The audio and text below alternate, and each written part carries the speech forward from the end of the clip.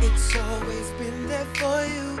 You gotta Oh, let it yes, beautiful people. I'm John, here's Max. Together we want to ignite your purpose. That's where we are here simply, well, I'm here simply to talk. And it's all about education, encouragement, and engagement for you, us, everyone, this planet, for a better life, a more fulfilled life, and the life of the long haul. Johnny, what's the word?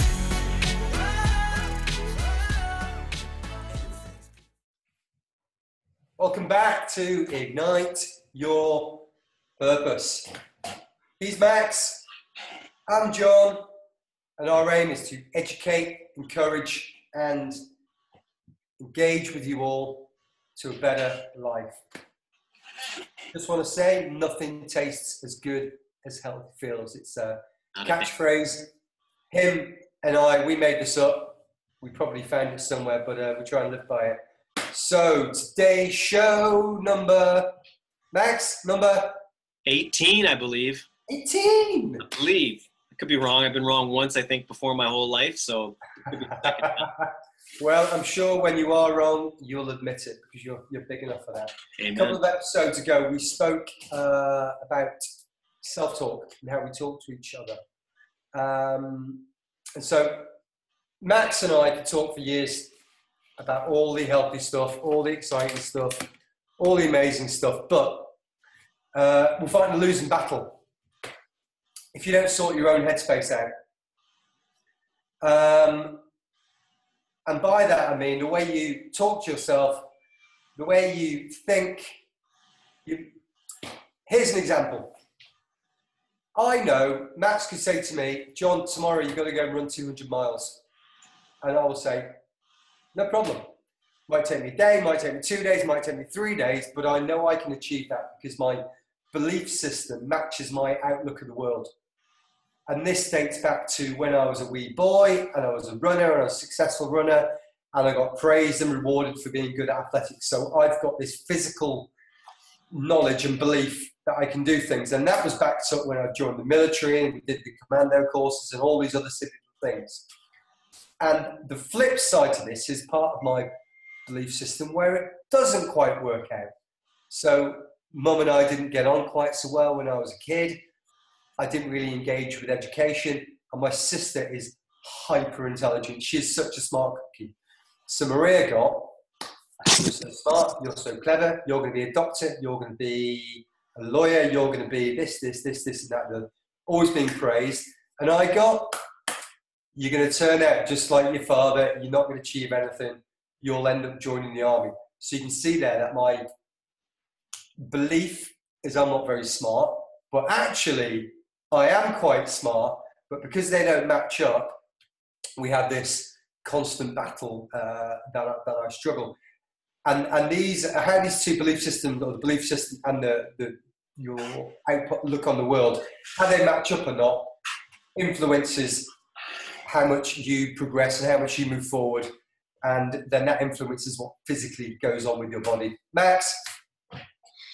I would definitely agree. In the meditation practice in Zen philosophy, we deeply believe in, and it's no different than gardening. What we feed is what grows. Sorry, my phones are going off here, but so if you feed the negative, that's what's going to grow, right? And even if it's not negative, if it's a subconscious thing that's been put, a subconscious seed that's been planted in your head, and you feed it by somebody else continuously telling you that, and then you start to believe it, well, it's going to fucking grow and it's going to turn into an unweeded garden that just takes over, right? And I'll give you some examples from my own personal life. And this is the A and the B. So because I was told, you ain't going to be shit, you're never going to be shit, your dad wasn't shit, you're not going to be shit. Subconsciously that was planted in my brain. So I obviously believed it, but I also at the same time rebelled against it. And that's very visible in my life presently. For example, when I walk into, I all know I do a lot of CrossFit and working out. When I walk into a gym, I'm by far the smallest guy in there, but I think I can fucking lift more than a guy 320 pounds. Yeah. But physically, I can't. Pound for pound, I might be better or worse. It doesn't matter. I'm just saying, but I go in there and This could be a male bravado and ego thing, but I'm like, oh, he's got 250 on there. Well, I'm going to try for 250. But a lot of times it doesn't work out because I physically can't do it. And the same thing when it comes to hand-to-hand combat. I think that I'm Bruce Lee, but I'm not Bruce Lee. Bruce Lee trained since he was, a baby, and that aspect of his life was nurtured. I got into this later in life. I'm not there, but yet I think I'm there. So I'm doing all this stuff, and it's great. And I believe, but the physical ability isn't quite there. So it's a good thing, also a bad thing. It comes back to self-awareness. But being told a lot of the things early on in life that I was, until you get that self-awareness, until you make your own decisions, the shit grows, man. When you start controlling the thoughts that go in, then you can control the action that comes out. It's what we think has it's going to touch the clock so I can see the time. What we think has a massive influence on what actually goes on. So if you believe that you can be thin, you can be healthy, you can be strong, you can be compassionate. If you believe you can do these things, and if you act out that thought, then you will. So I'm rambling a bit. I'm sure I had some really logical, squared away examples before I sat down to chat. Let me say this. The placebo effect has been proven time and time again. So again, we don't know how strong our own mind is. So if you're letting things grow in there that have been planted by a mother, father, sister, brother, ex-boyfriend, lover, and it's a negative thing that it's grown, that's going to grow. You see examples online like a Gary Vaynerchuk, Gary V. Like his mom implanted that he was sexy, he was the coolest thing, and he believed that. He grew to that, right? So, and here's something else. If you've been told something for 30 years plus or 20 years or 15 years, do not expect it to fucking change overnight. Anybody who's promising you that is selling fucking snake oil and is full of shit. It's going to take time. It's going to take hard work to undo the wiring that's sewn up tight in your mind to undo it. Yeah. It's called neuroplasticity. So if we have a happy thought, we create happy chemicals like dopamine and I can't say them all. They're all serotonin, really long technical words. If we have negative thoughts, we have a negative chemical. So these two chemicals are buzzing around our bodies, and they both have different effects on our bodies. So you create happy thoughts, you reprogram the brain to think happier. You hang around with happier people, generally you become happier. You are the mean of the 5 people you hang around with. So, I'm really not being very squared away today on my train of thought. Maybe you had too much chaga today. Maybe I had, or not enough. Or not enough. Maybe not enough. But again, how the belief system matches our outlook of the world, right? So, I take it back to just, those simple things. But if we want to go deeper, I can remember, and I always bring these things up, like my mom saying to me at certain points in my life, whatever, I don't want to get into exact words, but that shit's planted in there, and it takes you. It takes a lot of self-awareness and a lot of personal strength and power to try and overcome that. And I don't mean overcome that by overcompensating, going, hey, look at me. No, I promise I'm really happy on my Facebook page, but then turning that off and going, fuck, man, I'm so depressed, but I just want other people to think I'm happy. It's the repetitive message. So this is where we come back to affirmations again, which some people like and some people don't like, but that's where you're going to create that repeated message in your head. And they say 30 days, and I don't know if it's 29 or 31 days, but by having a positive affirmation that you can be creative or successful or whatever it is, and creates that program. So a simple thing you can do is daily gratitude. Yes. So set your watch to go off at a certain time of the day, and every time that alarm goes off, once a day you say, I am grateful for my health, that I've got a house, a roof over my head. We can feed ourselves today. I walked on the beach this morning. It was beautiful. I saw these birds. My eyes are still good. I can hear. I'm without health issues. But then every day, you're probably going to list almost the same things especially if you're just talking about the physical yourself, but try and add one more thing on every day. And by the end of 30 days, you should have a list of maybe 30 or 40 things, but you've repeated this message over and over and over again, possibly in different orders. So you're hitting those little synapses from different angles. So that's something you can go away and try. And I'll follow that up with this. You know, talk about snake oils and people who are bullshitting you out there.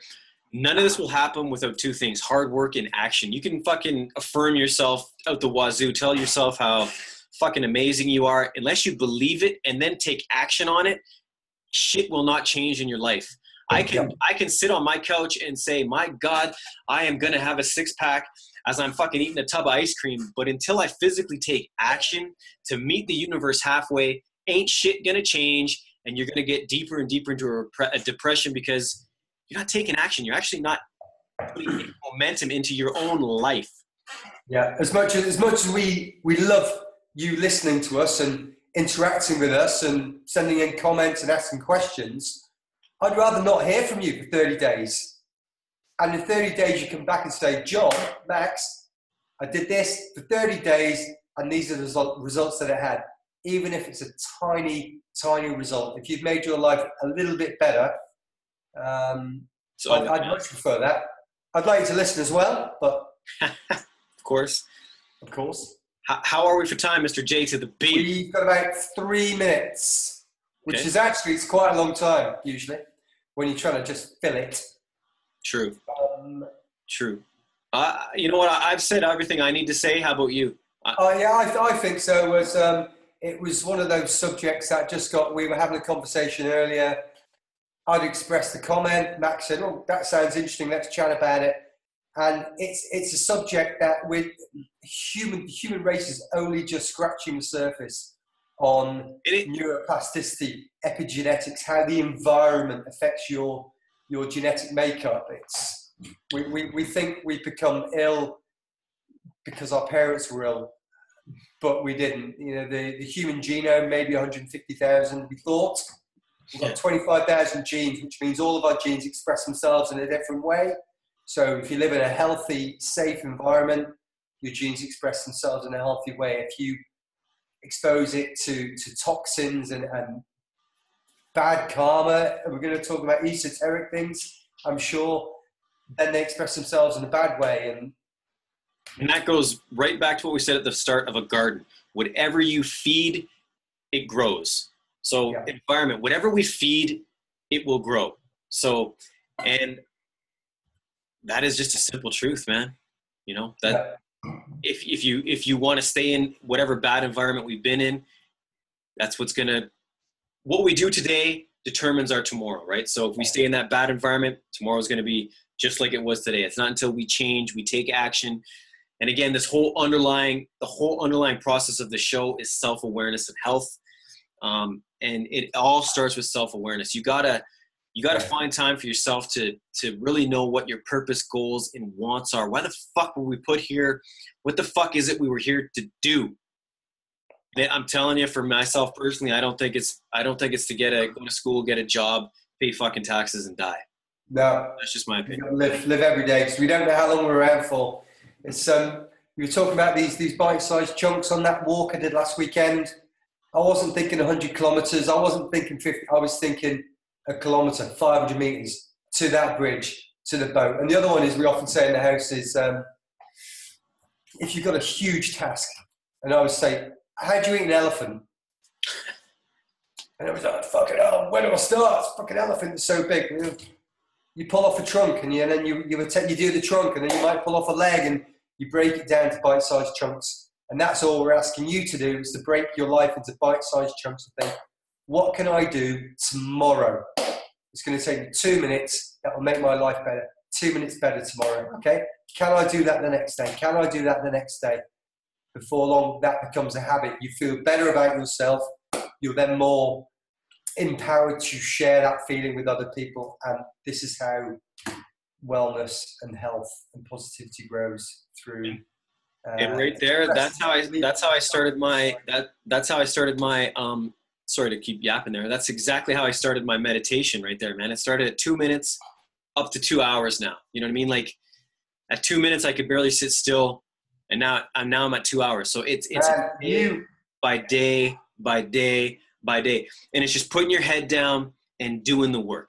Man, you're a busy man, and 2 hours meditation, you know, you don't just do the podcast, you don't just do the vlog, you don't just do combat fight, you run a business as well, and you do invoicing and accounting and quoting, and we grind, we hustle, we do what we got to do to get where we want to go. Yeah, and you apply the time where you think it's valuable and you're going to get the best value out of it and efficiency. So that's the buzzer, that's 15 minutes. We'll say goodbye for now, and we'll see you all real soon.